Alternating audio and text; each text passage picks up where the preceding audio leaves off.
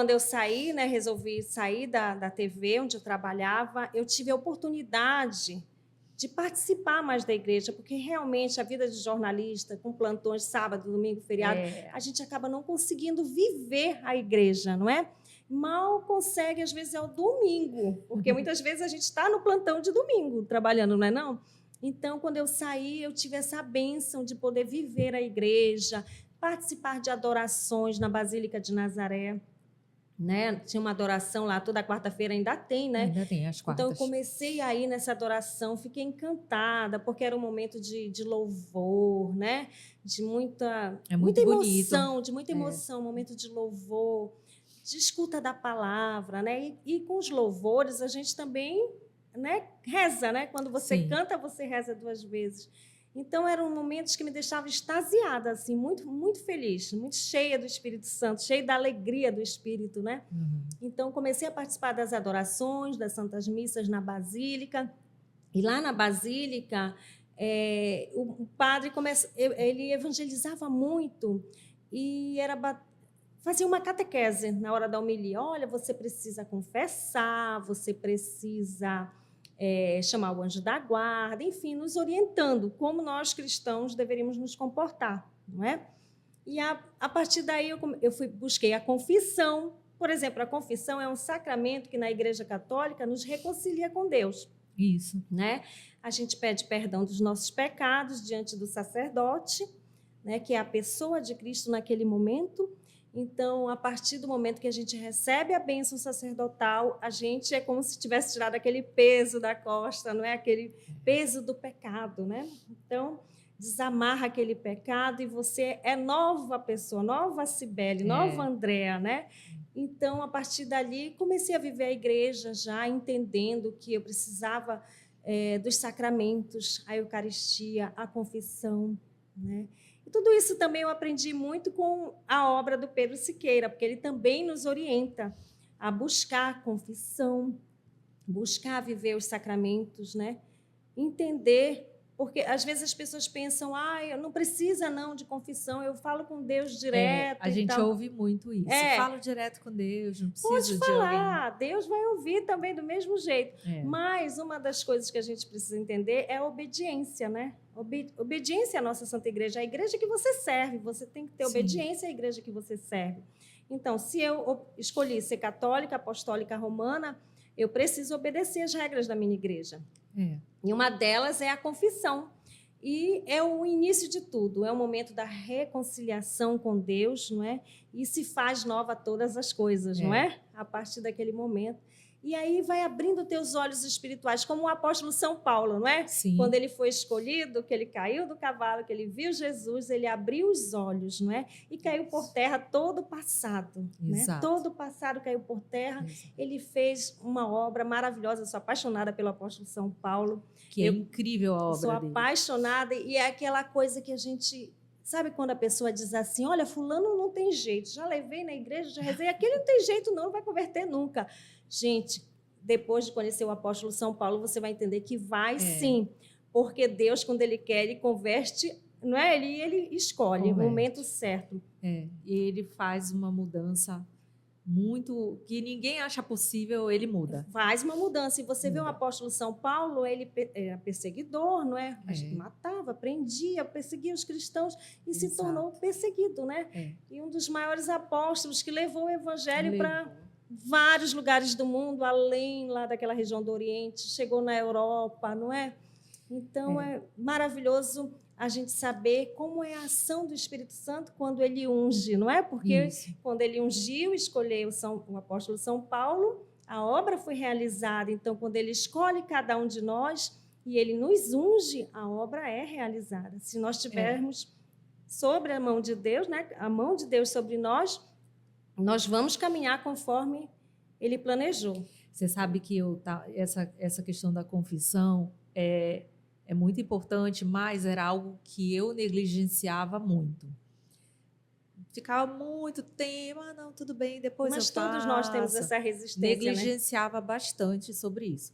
E no ano passado, eu participei, um dos retiros que eu participei foi lá, inclusive, no Sementes do Verbo, foi o retiro do discernimento.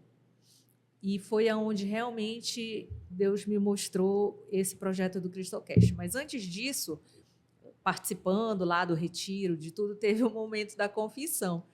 E naquele momento eu não me confessava há muito tempo. Não lembro quando tinha sido a última vez. E aí tinha ali, né, é claro, opcional. E aí eu fui deixando todo mundo colocar o nome. Foi a última. Não, deixa mais um pouquinho, eu vou pensar aqui. Aí eu falei, não vou. Não vou. Fiquei nisso. No último momento, eu coloquei o meu, eu fui a última. Aí, quando eu entrei para me confessar, foi até o padre Tiago, eu entrei... Maravilhoso, já confessei com ele. Eu entrei, eu falei assim, padre, vai demorar. Vai demorar, porque faz muito tempo. E eu estava com muita vergonha, porque eu não me lembrava mais como era. Eu não lembrava como começava. Como deveria se comportar como eu deveria diante do sacerdote. Isso, eu não lembrava. Não lembrava mais o ato de contrição, não lembrava.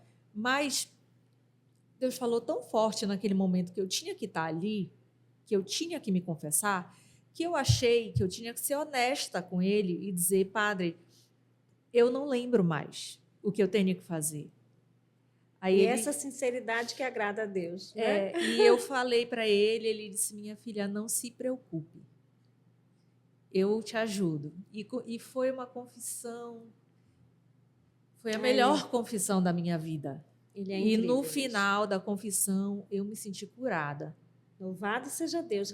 É um sacramento de cura e libertação, né? Foi. E, inclusive, nós estamos vivendo a Quaresma agora, né? A última semana já para o início da Semana Santa, que agora é domingo, né? A Semana Santa, já o domingo de Ramos.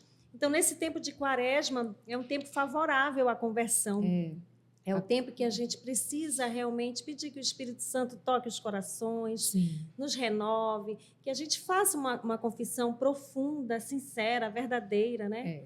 Porque a gente sabe que a ação do mal, do inimigo, ele não quer que a gente veja os nossos pecados, ele não quer que a gente olhe para o nosso umbigo, né? E veja qual é o pecado que a Cibele precisa apresentar, o que ela precisa abandonar, né? Largar para se tornar realmente uma nova criatura, não é?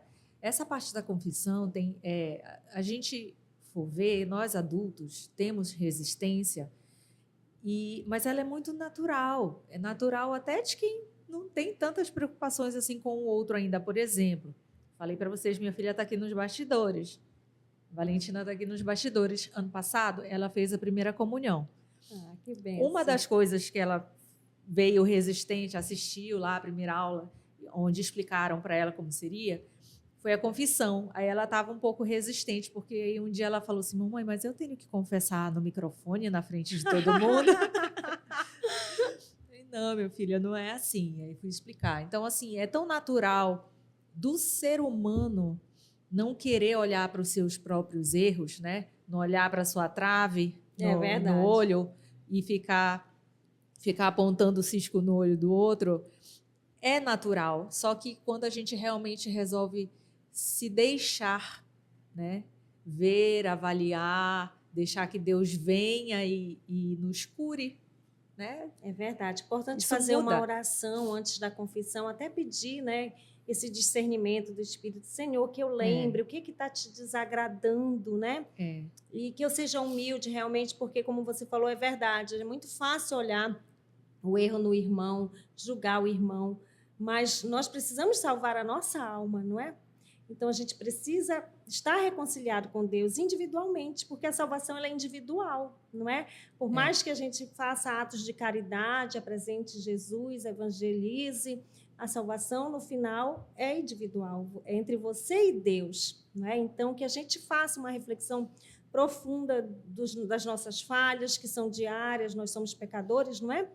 Precisamos ter essa humildade. Eu acho que quando você dá o sim para a confissão, é um grande ato de humildade, né? Porque às vezes a gente não tem aquela humildade de ter que partilhar com o ser humano, porque as pessoas pensam, mas é um sacerdote tão pecador quanto eu. Sim, é pecador quanto você, mas naquele momento ele está ungido, ele está representando o Espírito Santo de Deus, não é? Isso. Ele é o representante do Senhor, porque assim Deus quis, ele se preparou para assumir aquele cargo. Então, naquele momento, eu preciso ter a humildade, né? Que é um momento sobrenatural, né, que é um momento entre você e Deus, tá? E que a gente seja realmente cada vez mais sincero.